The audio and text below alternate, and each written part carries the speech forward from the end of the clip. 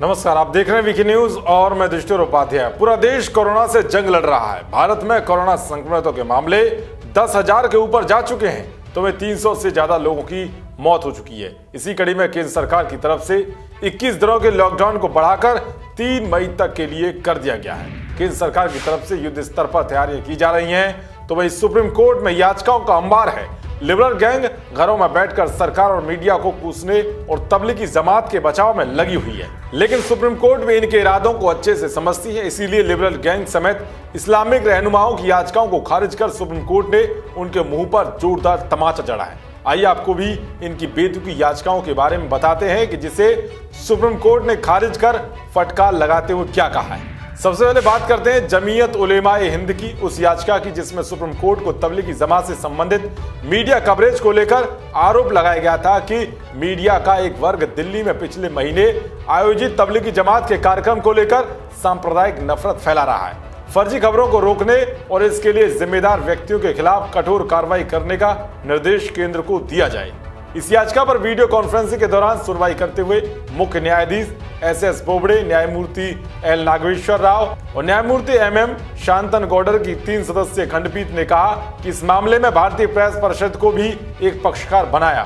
तबलीगी जमात से संबंधित media coverage को लेकर दायर याचिका पर कोई अंतरिम निर्णय देने से इनकार कर दिया है। हम प्रेस का गला नहीं घोटेंगे तो 2 सप्ताह कोर्ट में इस मामले पर सुनवाई की जाएगी। तो वे दूसरी याचिका की बात करें तो इसमें वकील मनोहर लाल शर्मा ने सुप्रीम कोर्ट से मांग की थी कि PM केयर फंड्स का गठन बिना किसी अध्यादेश या फिर गैजेट के आधार पर हुआ है। बस सरकार ने एक नोटिफिकेशन निकाला और प्रधानमंत्री ने लोगों से मदद मांगी। याचिका में वकील ने इस ट्रस्ट के ट्रस्टी कौन है, इनकी जानकारी मांगी है और काम करने के तौर तरीके के बारे में पूछा था। याचिका में मांग की गई है कि इसकी जांच कोर्ट की निगरानी में एक SIT टीम करे और आपराधिक मामला दर्ज हो।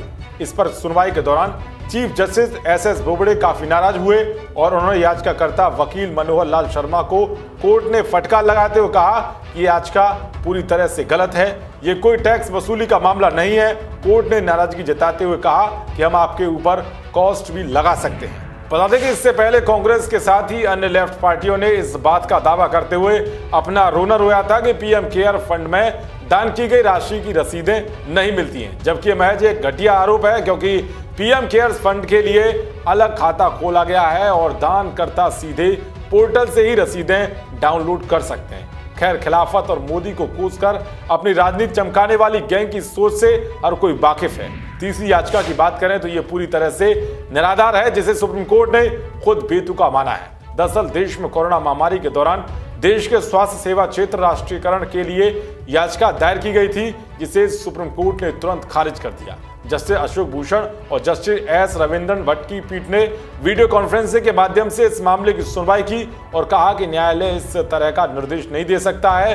पीठ ने याचिका में की गई पहली प्रार्थना को मिथ्या धारण पर आधारित बताया है और कहा है कि ऐसा कोई भी निर्देश नहीं दिया जा सकता है।